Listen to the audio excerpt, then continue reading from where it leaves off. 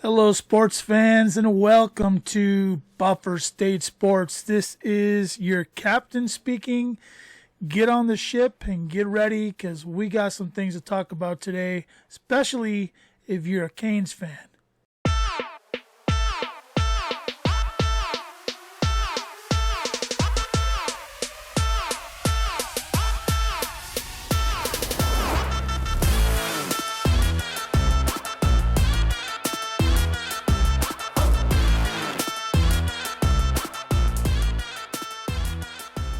All right, so welcome everybody to Buffer State Sports. It's been a while. It's been a while since I got on here and talked about something. So much going on in sports. If you missed this weekend of college football, wow. How about those Tulane Green Wave? Huh? Tulane, congratulations. Anybody affiliated with that program, congratulations. From almost canceled to champions of the AAC. Congratulations. I love your team. I love what you're doing. And just it's phenomenal to watch. How about those Kansas State Wildcats, huh? That was a fantastic football game. And congratulations to TCU for making it to the college football playoffs. So got a lot I want to talk about today, but my focus, with the USFL coming up in the spring and with the XFL coming up in the spring, and we're kind of getting towards the playoffs in the NFL and the bowl games. Wow, what a time to be a football fan right now. But I am a Canes fan, and since I'm a Canes fan, I want to address something that really is the elephant in the room. Everybody who in the Canes universe is super disappointed with the 2022 Canes. And who could argue that? Who could argue that we were extremely disappointed? But I want to give you some hope because there's some really good things going on with the Miami Hurricanes. And the Miami Hurricanes are a special program. And I'm going to get to explaining why the Hurricanes are a special program. They have standing in the college football world as a very, very special program. And here's the deal. One of the things I've been hearing from Canes fans on the internet and on Twitter, you can follow me on Twitter at Buffer State Sports, okay? And I'm at Rick, at Canes Rick, okay? So Buffer State Sports at Canes Rick. So one of the things that I have been noticing in the Canes universe on social media all over the place, whether it's YouTube, whether it's Coach Coop, whether it's, it doesn't matter, okay, all over, is this idea that the Canes are at a place where we're not going to get better anytime soon, and that we're a losing program. Now, I want to address this idea of a losing program emphatically, okay? And I want to do that by going through some stats. Now, before I get to that, I want to let you guys know that I believe, based on what I'm seeing happening, and based on the history of Mario Cristobal, okay, based on his past, the things that he's been able to accomplish everywhere he's gone, I'm gonna go out on a limb, which isn't a limb at all if you understand Miami Hurricanes football and its history and the relevance that it has in college football, no matter what the record is. I'm gonna go out on that really long limb because it's a long limb. And I'm going to say the Hurricanes are going to be back in playing good potential playoff football, relevant in the national conversation till the end. They're going to be back within 2-3 years. No question about it. Okay? Buy-in's going to be there. The transfer portal now, the way that thing works, the way the recruiting works with the NILs and all the things that are going on in college football, we have a brand at the U that people are going to want to come and play for. Yes, we've not been winning like, say, Clemson, Alabama, Georgia, even Oklahoma. This year they had an off year, but Oklahoma's been a perennial winner. Okay, those programs are many of them that I mentioned are actually inferior to the Hurricanes program. Now, what do I mean by that? Well, let me just explain what I mean by inferior. So I did some stats. I went and grinded those stats out myself. I didn't rely on some stats factory, to do it for me. I went and ground the facts out for myself, and I went back to 1980. See, right in that area, 1980 is when a lot of this separation started to happen between the 1A and 1AA. Okay, it was right in that area where things really started to solidify themselves, and there was a separation that took place.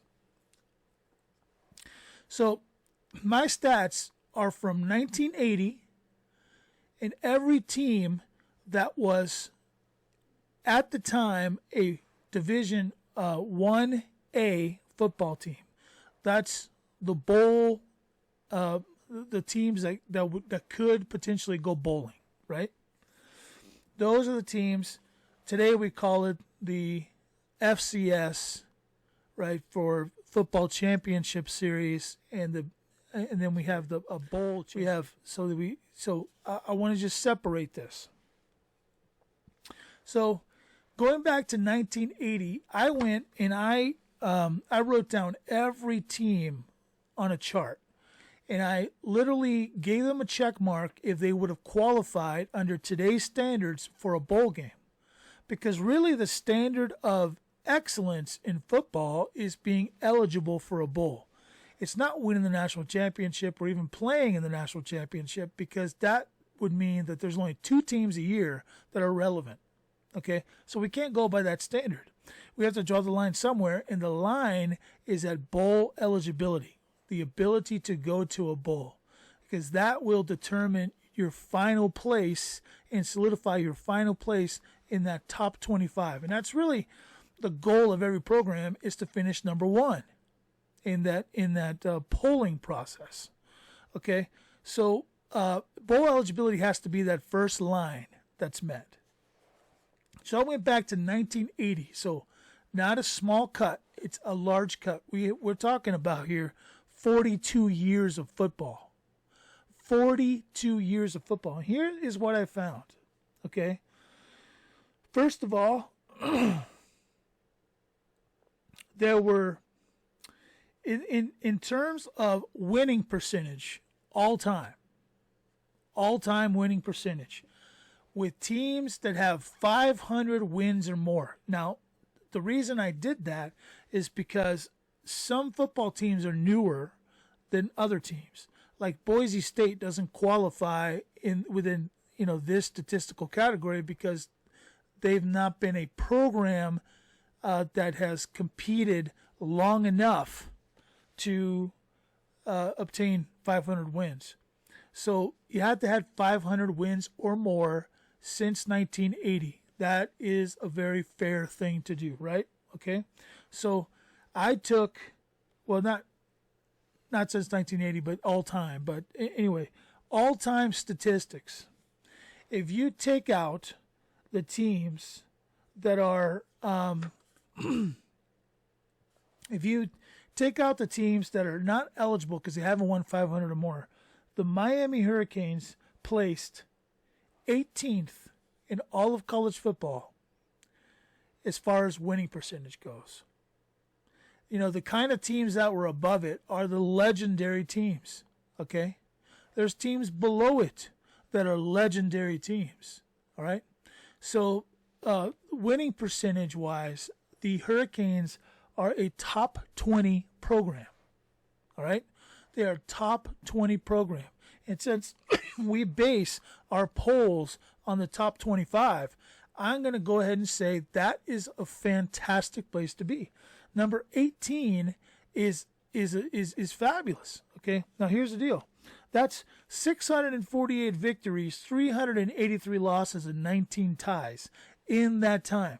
All right? That is some seriously good competitive football. Now, whether we, met the mark this year or not, we can't say that the Miami Hurricanes are a losing program. They're not a losing program. Now, I got many more stats to go here.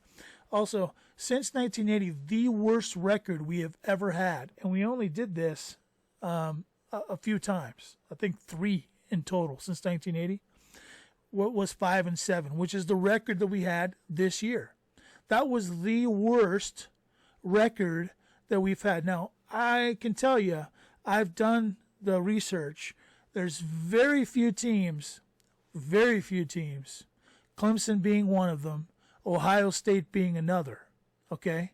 But Michigan doesn't qualify in this area either, what I'm about to expose. Nobody. I mean, I think other than Ohio State and Clemson, there is no other team that has gone in that stretch without losing at least having one losing season of a worse record than 5-7. Okay? And 5-7 means that you've literally could have won one game and been bowl eligible. All right? So that is a very telling statistic about the Miami Hurricanes. When we feel the worst about the Hurricanes, they're 5-7. Okay? Not like Indiana or Purdue or in any other team that you can think of. Look at the ones within our own conference, Virginia Tech, even Florida State has had terrible seasons within those 20 years, 42 years, okay, of football. So it is important for us to understand that the Miami Hurricanes are a winning football program, and they are one of the elite blue blood programs in the entire NCAA. It is a fact, okay? Don't look at the fact that for the last, 10, 20 years, we've been most of the time barely over 500, barely eligible for a bowl game, and we've lost many of those bowl games. Don't look at it that way. We are in those bowl games, okay? We have qualified for them by winning enough games in order to qualify. And that, my friend, is something that most teams cannot say.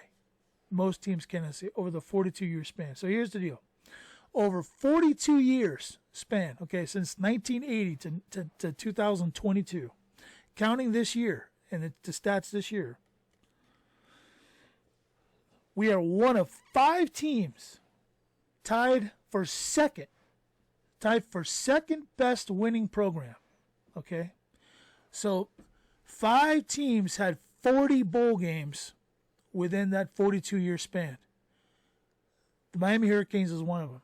The others were Clemson, Georgia, Florida, and FSU, Florida State University, okay? Those are the other programs that actually were tied for second as far as having the most bowl games, eligible for bowl games within those 42 years. The only team that was better than those was Ohio State, who qualified for a bowl game in 41 of those 42 years.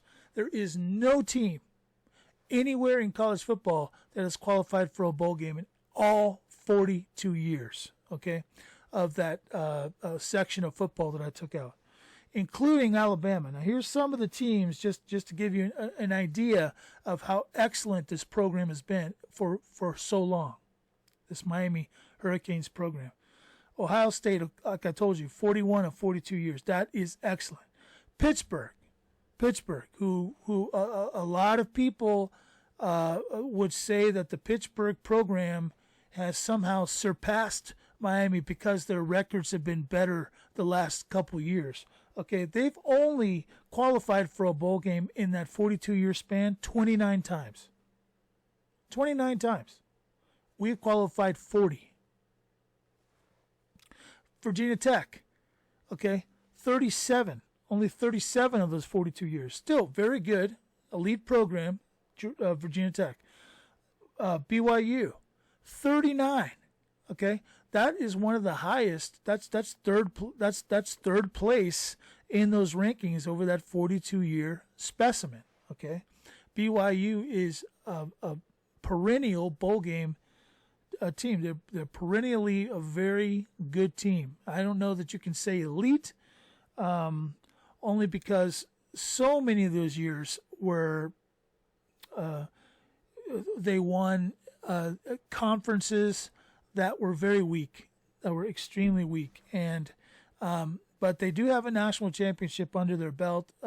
So as far as elite goes, you determine that.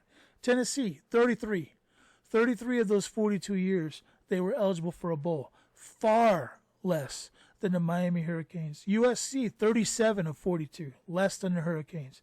Washington, University of Washington, 35 of 42 years, less than the Miami Hurricanes. Oregon, 33 of 42. That is less than the Miami Hurricanes. Alabama, you know that team, right? You've heard of them before. Alabama, 38 of 42 years.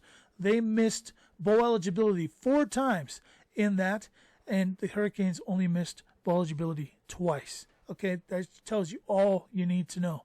The Hurricanes are, in fact, an elite program and a winning program. LSU, 32.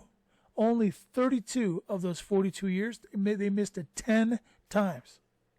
Iowa, 35 of 42. They made a bowl game, elite program. Michigan, elite program. 39 of 42 years, they made a bowl game, elite program. Nebraska, elite program. 35 of 42 years, they made a bowl game. I'm telling you, I got 2 more for you. Oklahoma, 38 of 42 years. 4 times they were ineligible for a bowl game. That is more ineligibility than the Miami Hurricanes. North Carolina, 28. Can you believe that? 28. A lot of people would say North Carolina lately has overcome the Miami Hurricanes. No, they have not. They have not. They've got quite a ways to go before they overcome the Miami Hurricanes as an elite program. Okay? Yes, we have struggled since being in the ACC. Yes, we have. Okay? We've struggled since being in the ACC. But we have qualified for bowl games more than any other, outside of Clemson, more than any other ACC team during this stretch of time. Okay? And we are literally right behind. Okay, we're tied with Clemson as far as bowl eligibility, but we're right behind them as far as winning percentage. It's not as big a chasm as you think it is. So I would like to stop hearing Hurricane fans crying about the fact that we're not a good team. We're not going to be a good team for a long time. Yes, it's a fact. We were 5-7 this year. That is the worst record, ties for the worst record that this Hurricane team has had in 42 years. And actually, we had some good teams before 1980. But I only started in 1980. So in that span of time, this year was one of our worst years as far as record goes. And yes, it did seem like there were people open all over the place, and we were being gashed all the time. Our defense did not look like it wanted to be there, okay? But I want to remind you, there is something being built in Miami that is different than that which was built under the likes of Al Golden and Manny Diaz, okay? There is something much bigger coming up. Now, I want to be fair, and I want to tell you, I did not dislike Al Golden. I did not dislike Manny Diaz. I've not disliked any. Well, there was one, Larry Coker. Sorry, not a big fan. But the rest of you, the rest of the Hurricane coaches, I have not disliked. I have not had a problem with. So I wanted to come to you today, and I wanted to appeal to you. Stop the incessant whining, Hurricane fans. We are, in fact, an elite program, and I proved it through statistics over a big slice of pie. 42 years of football. 42, guys. 42 years of football. Record 648 to 383 losses, 19 ties. That's a 626 winning percentage all time. And in the last 42 years, the percentage is excellent. Okay, we have qualified for bowls more than anybody else, other than Ohio State. So, guys, a lot more to come on Buffer State Sports. Please subscribe. Please like this, hit the thumbs up, and pass it on to another friend who loves sports, especially if they're a fan of Miami sports. Today's a big game, guys. Miami goes to San Francisco, goes to Santa Clara in order to play those pesky San Francisco 49ers, who I have a story about another time. But God bless you guys. We'll see you next time. And remember, everything we do at Buffer State Sports, it's all about the blood.